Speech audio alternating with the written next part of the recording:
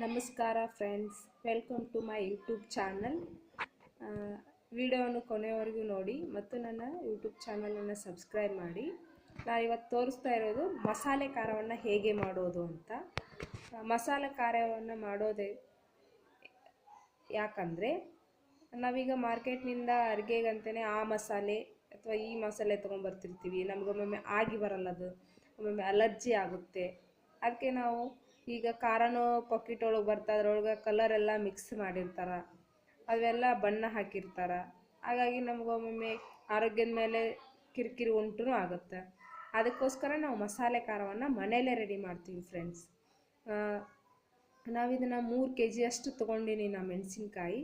ಇದನ್ನು ನಾವು ಈ 3 kg ಮಾಡಿಕೊಂಡ್ವಿ ಅಂದರೆ 1 ವರ್ಷದವರೆಗೂ ಸ್ಟೋರ್ ಮಾಡ್ಬೋದು ಫ್ರೆಂಡ್ಸ್. ನೀವು ಇದೇನು ಕೆಡೋದಿಲ್ಲ, ಏನು ಹಾಳಾಗೋದಿಲ್ಲ, ಮತ್ತು ಬಣ್ಣ ಹೋಗುತ್ತೆ ಅನ್ನೋದಂಗಿಲ್ಲ. ಯಾಕಂದ್ರೆ ನಾವೆಲ್ಲ ಮೆಣಸಿನ್ಕಾಯಿಯನ್ನು ಕುಟ್ಟಿಸಿ ಎಲ್ಲ ಮಸಾಲೆ ಹಾಕಿ ರೆಡಿ ಮಾಡಿದ್ರಿಂದ ಇದೇನು ತೊಂದರೆ ಆಗೋದಿಲ್ಲ. ಮೊದಲಿಗೆ ಇದಕ್ಕೆ ಬೇಕಾಗಿರುವಂಥ ಸಾಮಗ್ರಿ ಅಂತಂದರೆ 3 kg ಅಷ್ಟು ಮೆಣಸಿನ್ಕಾಯಿಯನ್ನು ಬಿಸಿಲಿಗೆ ಚೆನ್ನಾಗಿ ಒಣಗಿಸಿದ್ದೀನಿ.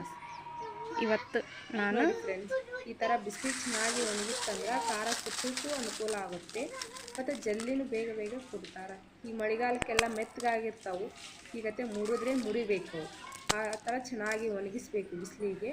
ಇವು ಈಗ 3 kg ನಾನು ಮೆಣಸಿನ್ಕಾಯಿನ ತೊಗೊಂಡಿನಿ. ಎಲ್ಲ ಚೆನ್ನಾಗಿ ಸ್ವಚ್ಛ ಮಾಡಿ ಒಣಗಿಸಿ ಇಟ್ಟಿದ್ದೀನಿ.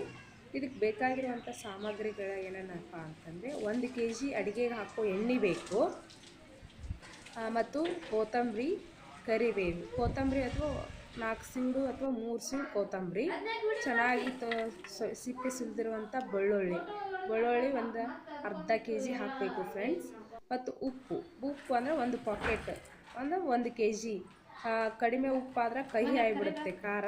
ಅದಕ್ಕೆ ನೀವು 1 kg 3 kgಗೆ 1 kg ಉಪ್ಪು ಹಾಕಿ, ಮತ್ತು ಹಸಿ ಶುಂಠಿ ಅಥವಾ ಅಲ್ಲ ಮತ್ತು ಕರಿಬೇವು ಇವೆಲ್ಲವನ್ನು ಹಾಕಿ ನಾವು ಮನೆಯಲ್ಲೇ ಎಲ್ಲ ಬೆಳ್ಳುಳ್ಳಿ, ಅಲ್ಲ ಮತ್ತು ಎಲ್ಲವೂ ಜಜ್ಜಿ,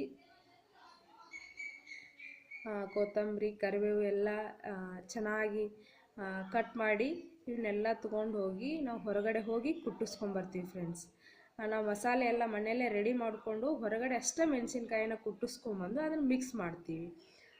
ಇದು ಒಂದು ರೀತಿ ಮಸಾಲೆ ಖಾರ ಆದರೆ ನಾವು ಇನ್ನೊಂದು ರೀತಿಯೂ ಮಸಾಲೆ ಖಾರ ಮಾಡ್ತೀವಿ. 2 ರೀತಿ ಮಸಾಲೆ ಖಾರ ಮಾಡ್ತೀವಿ ಫ್ರೆಂಡ್ಸ್ ನಾವು ಮನೆಯಲ್ಲಿ. ಯಾಕಂದರೆ ನಾವು ಮಸಾಲೆಯನ್ನು ಹೊರಗಿಂದ ಕಡಿಮೆ ತರೋದು. ಅದಕ್ಕೆ ನಾವು ಇನ್ನೊಂದು ಮಸಾಲೆ ಅಂತಂದರೆ ಇದರೆಲ್ಲ ಕುಟ್ಟಿಸ್ಕೊಂಬಂದ್ಮೇಲೆ ಮತ್ತು ಎಲ್ಲ ಮಸಾಲೆಗಳನ್ನು ಹುರಿದು ಅವೆಲ್ಲವನ್ನು ಮಿಕ್ಸಿಗೆ ಹಾಕಿ ಅದನ್ನೆಲ್ಲವನ್ನು ನಾವು ಇದಕ್ಕೆ ಮತ್ತೆ ಹೊಳ್ಳಿ ಖಾರಕ್ಕೆ ಮಿಕ್ಸ್ ಮಾಡ್ತೀವಿ. ನಿಮ್ಗೆ ಆ ಥರ ಮಸಾಲೆ ಖಾರ ಬೇಕಂದ್ರೂ ನನಗೆ ಕಮೆಂಟ್ ಮಾಡಿ ಫ್ರೆಂಡ್ಸ್. ಯಾಕಂದರೆ ನೀವು ಹೊರಗಡೆಯಿಂದ ಖಾರ ಆಯಿತು ಮಸಾಲೆಯನ್ನು ತರೋ ಅವಶ್ಯಕತೆಯೇ ಇಲ್ಲ. ನೀವು 1 ವರ್ಷದವರೆಗೆ ಬೇಕಾದಂಗೆ ಇಟ್ಟರು ಏನೂ ಆಗೋದಿಲ್ಲ. ಇದು ಚೆನ್ನಾಗಿ ಇರುತ್ತೆ ಮತ್ತು ನೀವು ಅಡುಗೆಗೆಲ್ಲ ರುಚಿಯಾಗುತ್ತೆ. ನಿಮಗೊಮ್ಮೊಮ್ಮೆ ಅಡುಗೆ ಅಥವಾ ಸಾಂಬಾರು ಮಾಡೋಕ್ಕೆ ಬೇಜಾರಾದರೆ ಇದನ್ನು ಮಾಡಿ ಫ್ರೆಂಡ್ಸ್.